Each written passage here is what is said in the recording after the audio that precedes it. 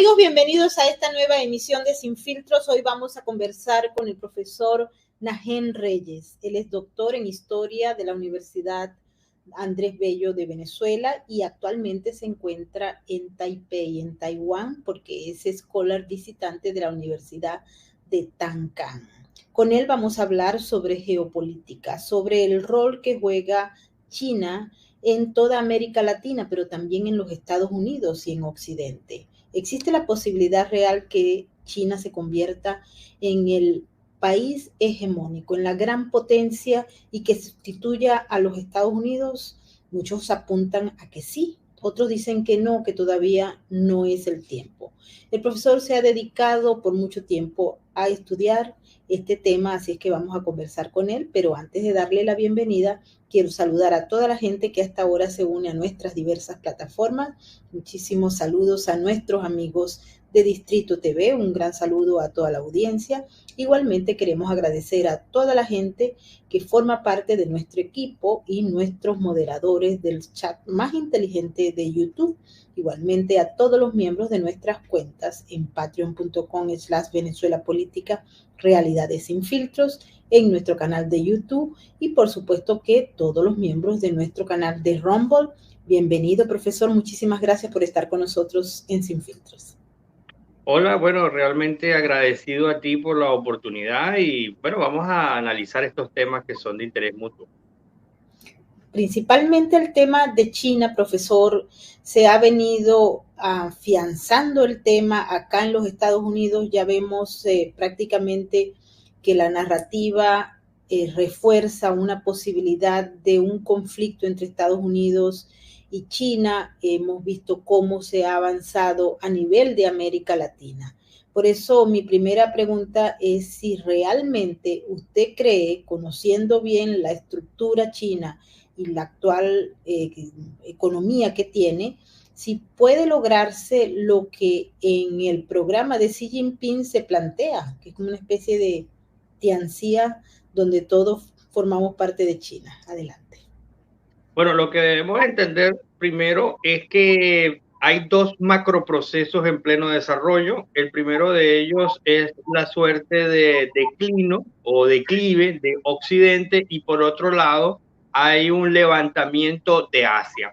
Y dentro de este proceso, digamos que es parte de una dinámica evolutiva natural. Entonces también está específicamente la agenda del gobierno de Pekín, específicamente el gobierno de Xi Jinping, quien se ha empeñado no solo a un crecimiento natural, un proceso evolutivo de Asia y de China, sino que él procura, a través de todas sus acciones que hemos visto, tanto diplomáticas como geopolíticas, a tratar de ubicar a China como una suerte de país hegemón o una superpotencia que define entonces, digamos, todo lo que es la arena política internacional en las próximas décadas. Esto es los dos macroprocesos, a mi juicio, que son lo que está experimentando a nivel internacional el mundo y la sociedad internacional. En materia de América Latina, profesor, vemos cuáles son los convenios comerciales que se han firmado con prácticamente todos los países. Vemos lo que está pasando en Argentina, con un proceso que sin duda alguna ha generado polémica por la situación del país, pero a la vez por los avances y los acuerdos que el gobierno está llevando con China. No es nuevo, es viejo, pero ahora se está avanzando e incluso en las negociaciones que hemos visto observamos las posiciones con el Fondo Monetario Internacional en paralelo con el régimen de Xi Jinping y uno dice, bueno, ¿hasta qué punto China está avanzando en prácticamente el sometimiento de muchos gobiernos? Igual me gustaría obtener su apreciación sobre lo que está pasando en Paraguay, pero vamos primero con Argentina. Adelante. Bueno, efectivamente, China ha venido avanzando en lo que se llama una intervención silenciosa o una penetración sistemática en América Latina. Yo en mi libro justamente que estoy desarrollando, sitúo ese punto de partida es en el año 2004. Y usted me dirá, bueno, ¿y por qué en el 2004? Bueno, primero porque China quiere ser un gran actor internacional y busca espacios para la penetración, concretamente en América Latina. La primera ocasión de ello fue a través de la MINUSTAH, que fue la misión humanitaria de las Naciones Unidas para Haití. Ahí enviaron un contingente de más de 120 efectivos policiales y militares. Y hay un segundo momento importantísimo, que es en el año 2004, en la cumbre APEC, que allí apareció la delegación china ofreciendo convenios de compras para commodities por más de 100 billones de dólares. A partir de ahí, entonces, es que China ha sido un actor supremamente presente, muy firme en América Latina, y pasó de ese plano económico al plano político. Y usted me dirá, bueno, ¿y cuál es el plano político? El primero de ellos fue también en el 2005 la firma de ese primer convenio de TLC de un país latinoamericano con China, que en este caso fue Chile. El segundo ejemplo fue la firma de un convenio de entendimiento y de cooperación con la CAN, que es la Cámara Andina de Naciones, y finalmente también la histórica, fíjense bien, que ese es el primero y hasta ahora el único, la firma de un acuerdo partido a partido, que en este caso fue el Partido Socialista Unido de Venezuela, con Hugo Chávez Frías, y el Partido Comunista de China. De tal manera, pues, que la penetración de China en América Latina no ha sido, digamos, únicamente comercial, como lo han querido vender, lo que llamo yo, algunos visiones estrictamente economicistas, sino que efectivamente ha venido adosada con una gran carga de intencionalidad política. En crudo, los acuerdos económicos y el sistemático rompimiento de relaciones diplomáticas de algunos países de América Latina con Taiwán para irse con China, sencillamente lo que son es la expresión de la diplomacia del Partido Comunista Chino asentado en Pekín, que tiene entonces anclados sus objetivos estratégicos en América Latina, no por fines comerciales, sino con fines geopolíticos. Y en ese sentido, profesor, en geopolítica uno siempre dice que cuando un actor abandona los espacios, otro los cubre. Estados Unidos estaba presente desde la Patagonia hasta Río Grande. Abandonó sus espacios en los últimos años por diversas razones y China fue penetrando, al igual que su gran socio, que es Rusia. Y bueno, no contemos con los países paralelos como Irán, por ejemplo. Pero esa penetración que hace también una unificación de criterios en relación a lo que es anti-Estados Unidos, estos modelos del Foro de Sao Paulo o el socialismo del siglo XXI, que coinciden desde el punto de vista conceptual, pero también desde el punto de vista de los intereses que se manejan ya a nivel de entrega de recursos económicos. Yo quisiera escuchar el tema porque el litio es un factor fundamental, pero también el petróleo y el gas. Entonces, ¿hasta qué punto Estados Unidos le dejó libre el paso para que China, Rusia e inclusive el mismo Irán entraran a facilitar los espacios para estos gobiernos que se sintieron huérfanos por un periodo o que simple y llanamente no fueron capaces de establecer ningún tipo de acuerdo con los Estados Unidos en los diversos periodos también de la misma historia de los Estados Unidos? Bueno, lo que hay que entender es que sobre todo en la administración de George W. Bush, él se concentró, recordarán ustedes, en la guerra contra el eje del mal después del atentado del World Trade Center. Ahora bien, luego en la administración de Obama fue conocida como el nombre del repliegue, es decir, Estados Unidos no pretendía ser más una suerte de Globocop, sino que comenzó a replegarse porque el objetivo de Obama era justamente crecer en casa, porque había que superar la crisis económica y concentrar los esfuerzos de la administración y los recursos del gobierno estadounidense dentro de los Estados Unidos. Y todo esto significó entonces una suerte de retirada parcial de los Estados Unidos a América Latina. Esa retirada, el repliegue, como llaman algunos, coincidió justamente con el surgimiento de este socialismo del siglo XXI liderado por Hugo Rafael Chávez Frías, que fue el presidente de Venezuela. Entonces, estos dos fenómenos sincrónicos y diacrónicos son los que al mismo tiempo permiten o abrieron esa brecha para que potencias extrahemisféricas entraran en la región.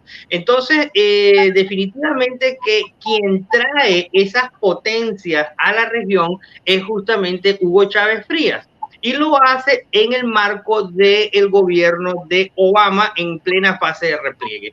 Y esto es lo que ha explicado, por ejemplo, lo que te comenté anteriormente de la cumbre APE, hasta llegar a niveles como los que están ocurriendo en Argentina, por ejemplo, que se dieron supuestamente en la administración de Cristina Fernández de Kirchner, supuestamente un convenio para ceder un espacio en la Patagonia para que se estableciera una suerte de base para estudiar satelitalmente el clima y el espacio, cuando ni siquiera las autoridades argentinas, las Fuerzas Armadas Argentinas y ningún elemento de la sociedad civil argentina tiene la capacidad de entrar a estas instalaciones chinas. Prácticamente lo que por la vía de hecho, lo que terminó ocurriendo fue, en términos reales, fue ceder una parte de la soberanía y del territorio de Argentina para que se estableciera una base militar china dentro del territorio argentino.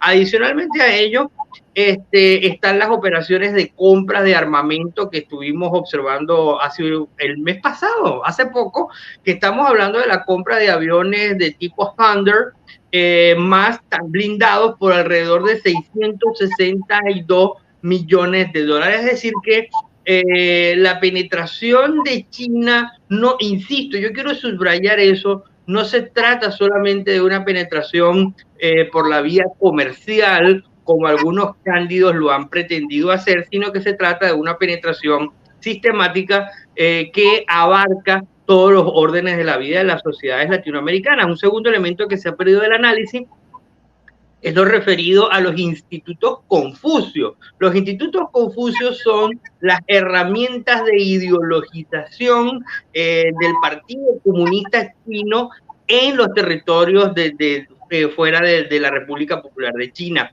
En el caso de Argentina no solamente tenemos institutos Confucios en Buenos Aires, sino también los hay en Mendoza, también los hay en Quilmes, es decir, que hay repartidos un conjunto de estos institutos que supuestamente están dedicándose a la transmisión de la cultura. Y lo que tú me señalas, ¿cuál es la razón de ser de toda esta expansión? A mi juicio, no es del todo, digamos, lo referido a los recursos. Por supuesto que ese es un componente importante.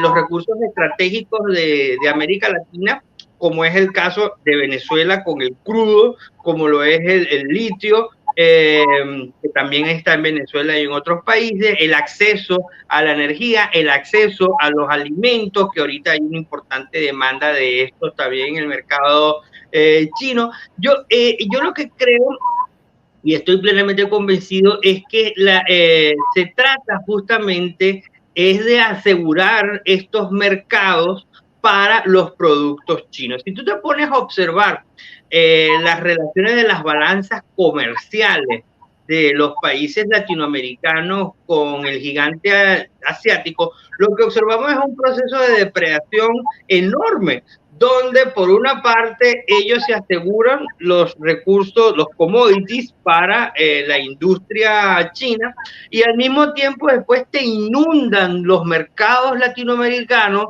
de un montón de productos a muy bajo precio, ¿verdad? Pero que lo que termina generando es un enorme gap en la balanza comercial. El mejor ejemplo de esto es Costa Rica. Si tú observas los datos de Costa Rica, vas a encontrar que ellos tenían un déficit comercial ciertamente en su balanza comercial antes del rompimiento de relaciones con Taiwán.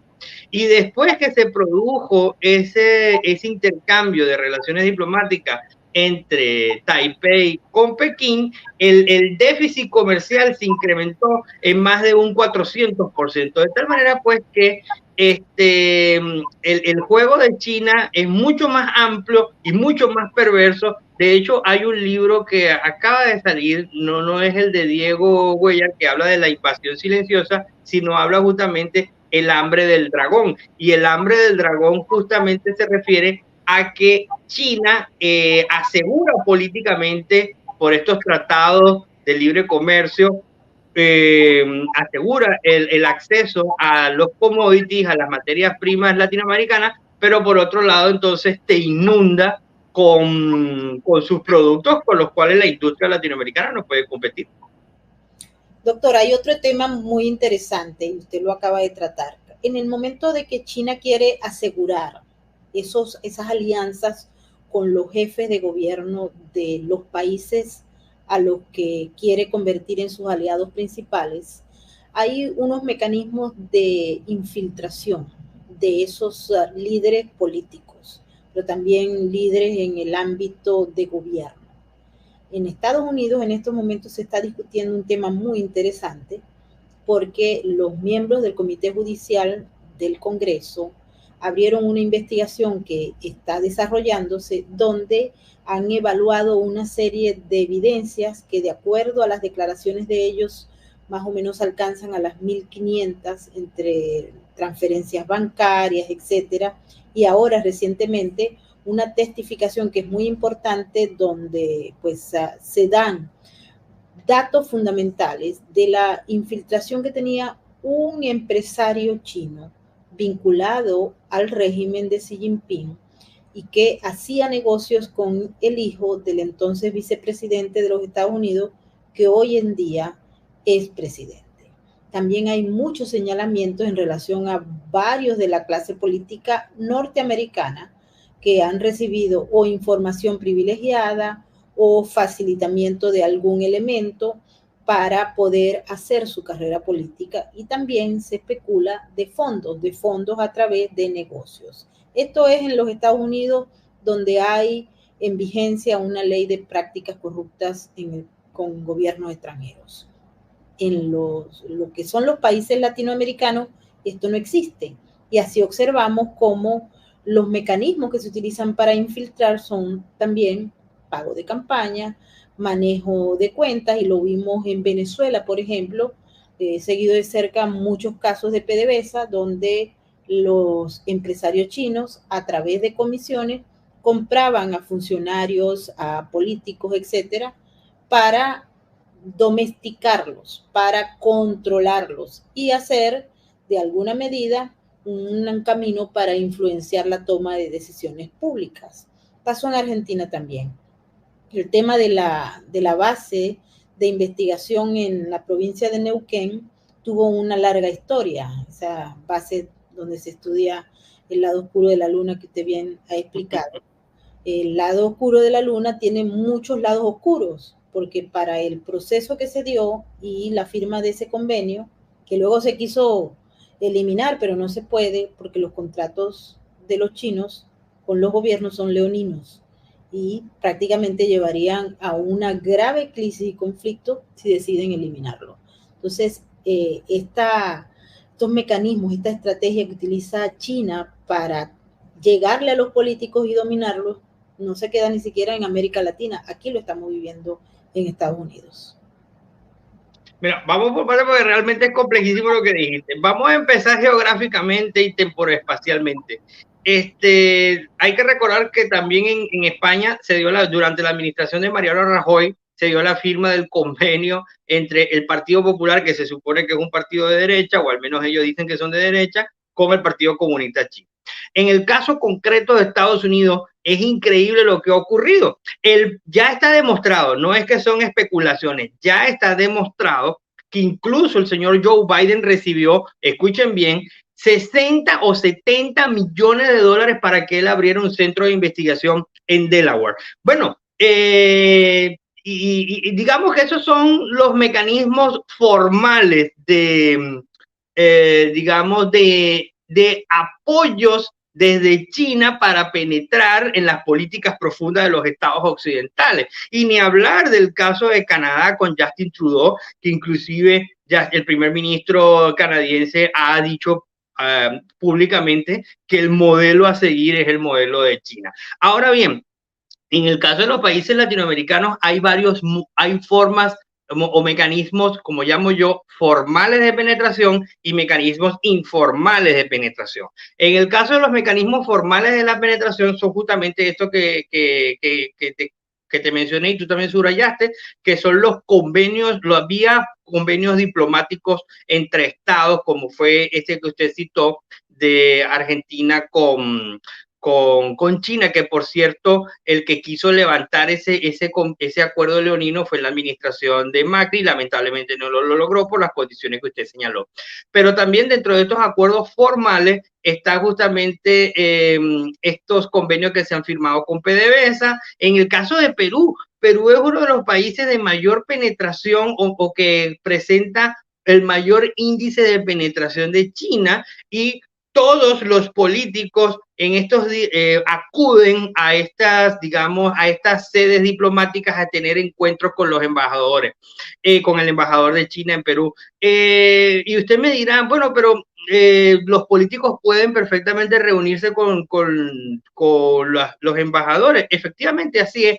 Ahora se desarrollan también otros mecanismos paralelos de la penetración, que es a través de las empresas chinas, llámese Huawei. Huawei no solamente es venta de celulares, esto es algo que la gente lo debe tener muy en claro. Huawei no solamente son las tablets y los celulares que vemos a veces en las tiendas. Huawei también es la venta de los routers, Huawei también es la venta de las antenas, y los enormes y jugosos contratos de antenas 4G y 5G que estamos viendo a lo largo de toda América son producto de esta empresa china. Por tanto, también ese es un enorme mecanismo de penetración a través de estos convenios con empresas chinas privadas, entre comillas privadas, y también están los mecanismos informales de la penetración, que son justamente lo que usted señaló. Imagínese usted si en Estados Unidos ya hemos visto el caso, y también en Canadá, insisto con el caso de Canadá porque hasta el Partido Liberal tuvo que devolver $200,000 de una supuesta donación del Partido Comunista Chino al Partido Liberal de Canadá. O sea, también estamos viendo que desde China se financian las campañas de ciertos actores políticos. ¿Y eso por qué y para qué? Bueno, porque sencillamente esta suerte de lobby o financiamiento a políticos más o menos situados, y ya no hace falta ni ser de derecha ni de izquierda, porque lo vimos en el caso del PP, es justamente para obtener los favores, vías legislativas, mayor apertura, mayor acceso de las empresas chinas para que se instalen en los mercados latinoamericanos o americanos en general, y por supuesto también, ¿por qué no?, para tener apoyo político de parte de estos países dentro del escenario internacional. Mira, lo que estamos viendo, lo que usted ha mencionado, es apenas la punta de un enorme iceberg de corrupción y también diría yo, de una absoluta traición, de actos de traición a la patria, porque lo que ha hecho el señor Biden cuando era vicepresidente, de recibir fondos chinos para abrir un supuesto centro de investigación. Hay que recordar que la secretaria privada de Joe Biden, cuando Biden era vicepresidente, era una china.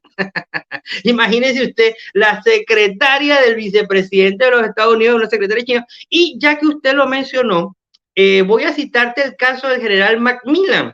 Macmillan, siendo el jefe del Estado Mayor del presidente Donald Trump, cuyo único jefe superior inmediato era el presidente de la República, Donald Trump. Usted se recordará el caso de lo que hizo Macmillan. Macmillan tomó el teléfono y llamó a su par en Beijing para decirle que todo estaba tranquilo en Washington y que esto no iba a haber ningún tipo de confrontación entre Estados Unidos y Pekín. Imagínense usted, si eso no es traición a la patria, si eso no ameritaba un juicio y una destitución de este militar, del máximo general de los Estados Unidos realmente, y lo que vimos que hizo la administración Biden fue ratificarlo en su cargo, de tal manera que lo que estamos viendo es una situación muy preocupante y que evidencia la enorme penetración de China en todos los ámbitos de la institucionalidad y el aparato burocrático de las sociedades occidentales. Yo siempre recomiendo, profesor, este libro, porque allí se explica más o menos cómo se fue dando, porque no solamente es a nivel de Estados Unidos o de América Latina, estamos hablando de que este es un asunto a nivel global y lo vemos ahora. Quisiera que no fuéramos a este modelo que se está planeando y recordamos que la gran alianza contra Occidente, no solamente China, está Rusia allí metido y está Irán y otros actores que están tomando relevancia. Pero a finales de este mes va a haber un encuentro de los llamados famosos BRICS. Y los BRICS que son Brasil, Rusia, China, India y Sudáfrica, tienen una lista importante de aspirantes, vamos a llamarlos así, que quieren formar parte de lo que se podría conocer ahora como un BRICS Plus o un BRICS más, como la OPEP. Y uno observa cómo ellos están presentándose.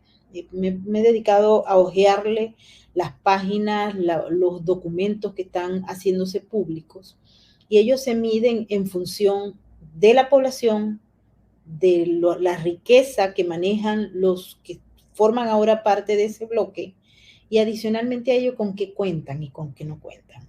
Por eso así se están vendiendo. Y dentro de la gama de desinformación que hay, también se dejó saber que tenían una moneda, ahora decidieron que esa moneda no iba, al menos ellos mismos los desmintieron.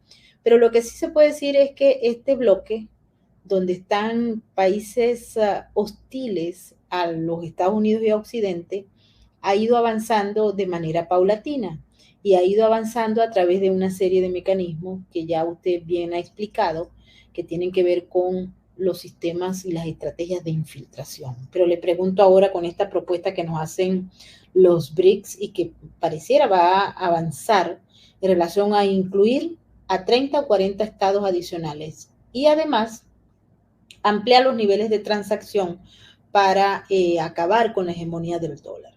¿Usted ve esto posible en un corto tiempo o cree que es más propaganda y desinformación que otra cosa? Bueno, voy a empezar por la última parte, nada que ver con propaganda.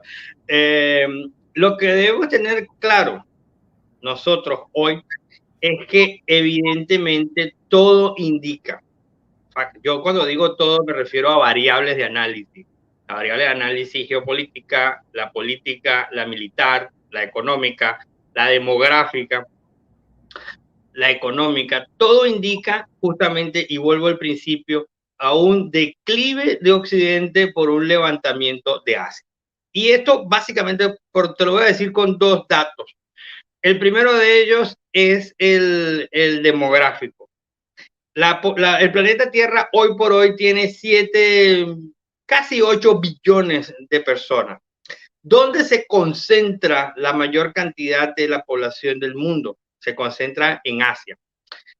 Poco más o menos 4 billones están en Asia, 1 billón en Europa, 1 billón en África, otro en Europa y otro tanto en América. Pero este gran grueso está en Asia, lo cual significa que poblacionalmente el gran mercado viene dado fundamentalmente por China e India, pero también el resto de los países asiáticos. El segundo orden de ideas, no menos importante, es el factor económico. Usted me dirá, bueno, ¿cuál es el producto que en este momento tiene el focus de la economía global? Son los chips, y por eso justamente el enorme éxito de Chris Miller con su libro que se llama Chip Girl, porque la producción mundial de los chips está concentrada en un 85% solamente en Asia. Apenas un 14% de los chips son producidos en el resto del mundo, pero el resto de la producción está en Asia, fundamentalmente en Taiwán, en Singapur, en Corea y también en China. Ahora, los chips de más alta tecnología, los que llaman los silicon wafer, y los chips avanzados, bueno, el 90% de esos chips son producidos aquí, donde estoy yo, en Taiwán. Y apenas un 5% es producido en Corea y el resto, un 2% en el resto del mundo. Eso significa que el gran desplazamiento económico que está teniendo es desde Occidente hacia el Asia, justamente. Eso es un hecho innegable y que lo vamos a ir observando en las próximas décadas. Esto desde el punto de vista demográfico y económico. Ahora vamos al punto de vista militar y político. Si bien está corriendo este proceso que te estoy señalando, desde el punto de vista militar, quien hasta ahora, tiene la supremacía de la tecnología militar, y vamos a hablarlo crudamente, quien tiene hasta ahora mayor capacidad y de arsenal nuclear es Estados Unidos en comparación con China.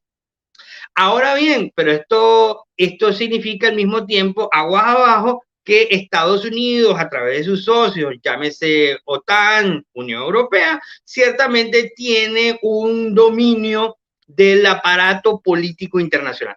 Eso es hasta ahora. Sin embargo, en la misma medida en que el locus económico y demográfico se vaya acentuando más hacia Asia, gradualmente va a implicar una pérdida del dominio o de la preeminencia de Occidente. Y ello es lo que se observa porque ahora hay esta larga lista de países que se quieren sumar a los BRICS, que de hecho los BRICS dijeron que no van a tener una moneda propia, pero lo que dijo la brillante y la luminaria presidente del banco de ese organismo, que es la señora Dilma Rousseff, la moneda de circulación entre ellos va a ser fundamentalmente el yuan y el rublo.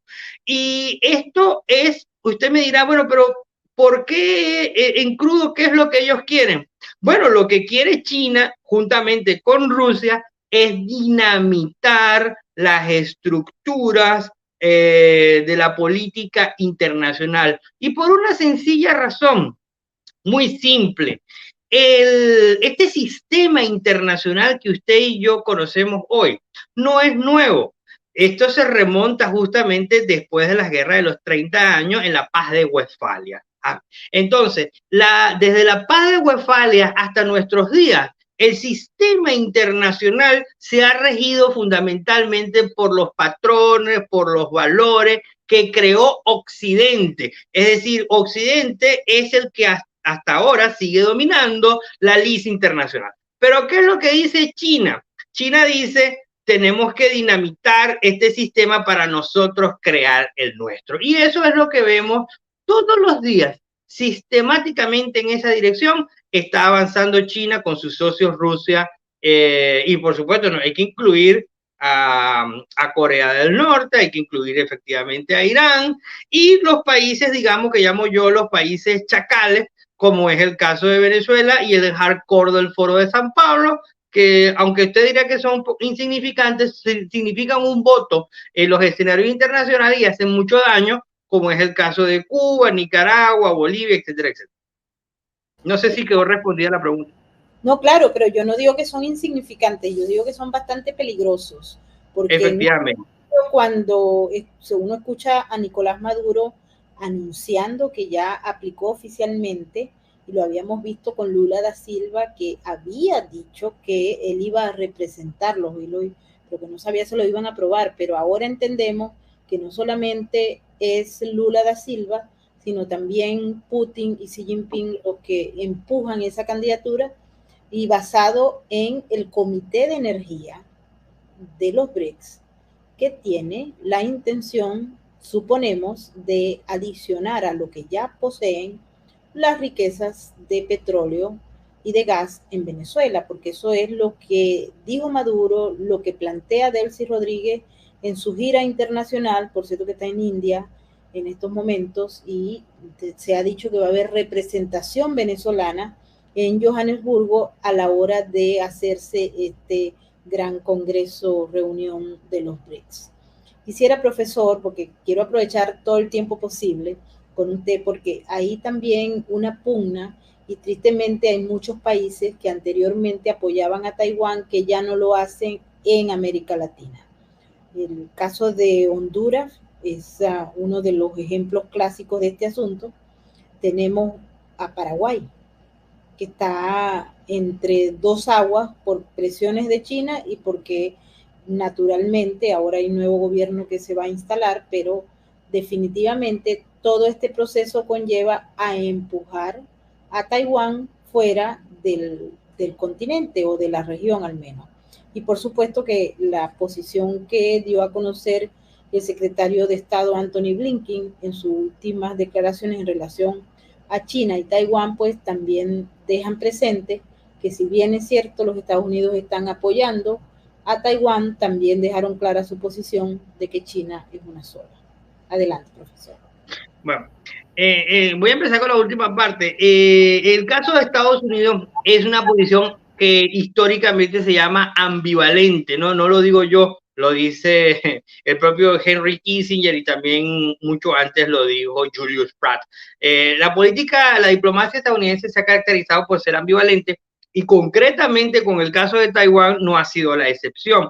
Vemos por una parte que nos recordaremos nosotros en el año 1978, cuando se produce la ruptura de relaciones diplomáticas entre Taipei para irse con Pekín. Lo que ocurrió entonces es que Estados Unidos dijo, bueno, vamos a reconocer a los comunistas de Pekín, pero vamos a proteger y vamos a garantizarle venta de armas a Taiwán. Realmente es una posición que choca justamente con la resolución de 1971 que dice que es una durísima resolución, por cierto, donde dice que la única representación de China es la de la República Popular de China. Ahora bien, dentro de este contexto tan ambivalente, estamos viendo que recientemente el propio presidente Joe Biden ha anunciado que va a enviar más armas a Taiwán, aprovechando la aprobación del Congreso de una partida presupuestaria para la guerra en Ucrania. Es decir, que Estados Unidos está imbuido en esta suerte de defensa estratégica de Taiwán, pero no es una defensa de Taiwán en sí misma, sino lo que significa. ¿Y qué es lo que significa? Lo que significa, y es lo que vemos en todos los documentos oficiales de la National Security Council, es la libre navegación del Indo-Pacífico. Eso pareciera una letanía. Si usted agarra esos documentos, va a encontrar sistemáticamente que dicen la libre navegación del Indo-Pacífico. ¿Por qué? Porque del otro extremo, en el caso de China, no quieren que haya una libre navegación, sino que sea unas aguas netamente controladas por China, y esto impacta y tiene va a tener una enorme afectación en la economía mundial por el tema de los chips que te mencioné anteriormente. De tal manera, pues, que estas dos fuerzas que están chocando, por una parte Occidente con China, tiene su expresión en la política latinoamericana y quizás el escenario más sensible en este momento fue recientemente Honduras, cuando llegó la presidente del Foro de San Pablo, digo yo, como la llamo yo, Xiomara Castro de Celaya. Ella rompió relaciones con Taiwán para irse a Pekín. Y posiblemente yo tuve la oportunidad de conversar personalmente con el presidente electo de Paraguay, el economista Santiago Peña. Él estuvo aquí en Taipei y yo justamente hablé con él y le pregunté para una entrevista sobre su posición con respecto a Taiwán y básicamente él dijo que él se mantenía firme con las relaciones con Taiwán por una sencilla razón, que era la balanza comercial. Él está muy consciente, el presidente Peña, que la balanza comercial entre Paraguay y Taiwán es favorable a Paraguay enormemente. y en el caso de que, en el hipotético improbable caso que se produzca un cambio de relaciones diplomáticas con China, por supuesto que la balanza comercial va a ser desfavorable. Adicionalmente a ello, el presidente Santiago Peña reconoció que existe una cooperación muy longeva y que hay inclusive la posibilidad, yo creo que esto es lo más importante, de lo que se habla de la transferencia de conocimiento. Paraguay hoy en día tiene la mayor cantidad de estudiantes formados en universidades taiwanesas, es el único país latinoamericano que tiene esa capacidad y esa característica, y por lo cual el mandatario Santiago Peña tiene la visión de que en un futuro no muy lejano, empresas como TSMC, que es Taiwan Semiconductores, pueda instalar una planta en Paraguay. Y eso se debe justamente a esa amistad tan estrecha que existe entre Taipei y Asunción de hace más de 60 años. No sé si quedó respondida la pregunta. No, sí, perfectamente, profesor. Y bueno, quiero que nos enfoquemos en esta última parte del programa, aprovechando que usted conoce bien Venezuela porque es venezolano. ¿Cómo ve usted la situación de Venezuela en el marco geopolítico? Nosotros acabamos de hacer un trabajo, asignaciones, estuvimos en la OTAN, en el encuentro en Lituania, y vimos cómo esos socios han hecho un trabajo de lobby increíble. En el Congreso de la CELAC, en el Europarlamento, allí se ha hecho un trabajo increíble. Vimos con la llegada y los abrazos y los besos de Pedro Sánchez con Delcy Rodríguez, y observamos cómo se ha hecho un trabajo de lobby extraordinario aprovechando la fortaleza de esos socios. El régimen no trabaja solo, trabaja con nexos importantes, y vemos cómo hasta en el Medio Oriente se han establecido nexos importantes que comulgan con los intereses geopolíticos de muchos países. Arabia Saudita, por ejemplo, que recibió a Nicolás Maduro y a muchos otros. Hoy en día todos apuestan en esos países que van a seguir lidiando con Maduro, incluso aquí mismo en los Estados Unidos. ¿Cómo lo ve usted? Bueno, yo tengo que confesarte como venezolano con profundo dolor, pero como un hombre de ciencia que soy, tengo que ser objetivo. Y todo indica a que en Venezuela lo que va a tener lugar es una farsa electoral, porque no existen las mínimas condiciones para una elección libre e independiente y que se respete el resultado. Eso sin contar que antes de que se celebre la elección, al igual que Ortega, ha inhabilitado a todos los candidatos que puedan representar una opción ganadora contra Maduro. En consecuencia, lo que vamos a observar es que, de hecho, ya estamos evidenciando lo que llamo yo la operación de blanqueo internacional de Maduro. Y por eso es que ya tímidamente ha salido de él la fea a estos encuentros en Europa y los países asociados a los BRICS. ¿Por qué está en pleno desarrollo la operación blanqueo de Maduro? ¿Qué significa la operación de blanqueo de Maduro?